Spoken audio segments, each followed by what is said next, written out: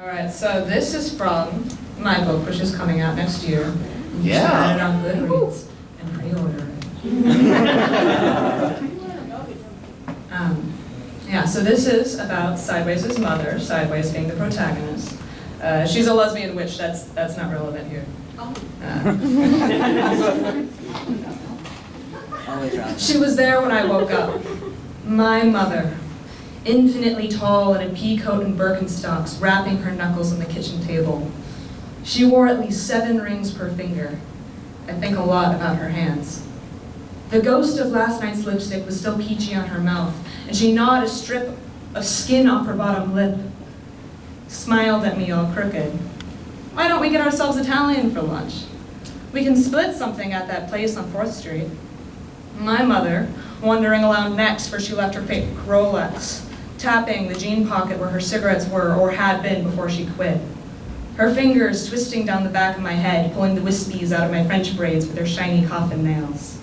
Her hands covering her teeth as she laughed because I must have said something funny, though I'm not sure where the joke was. My mother, with the features I inherited that actually looked proportionate on her face, looked lovely even, God-touched and austere, not really feminine, but not masculine either, regal androgynous like angels must be.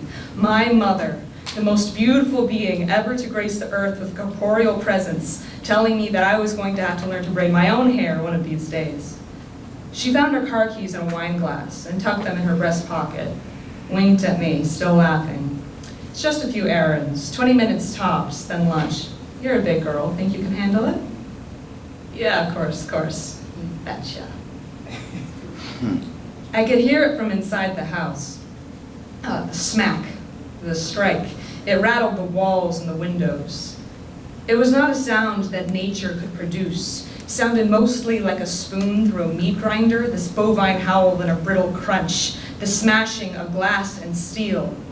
And there went little 7-year-old me, braids a-swinging, darting out the front door with my disposable camera, hoping, in my morbid way, that someone had hit the telephone pole with a riding lawnmower again. Little, painfully naive me took the time to play hopscotch in my neighbor's driveway before I investigated further.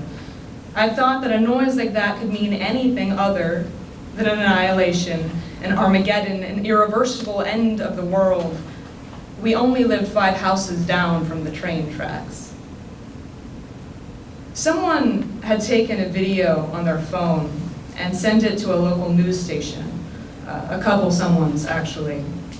There were enough voyeurs that the station could stitch the shitty flip-phone videos into something cinematically presentable. I watched it. Of course I did. Knees pulled up to my chest, nose to the television screen, chipped nails chittering between my teeth. A passenger train had dragged the smithereens of a cream-colored car 2 miles before it stopped, and by then it was barely a car at all. The car was smoldering rubble, crumpled like a ball of paper. They found a body inside, but it was barely a body.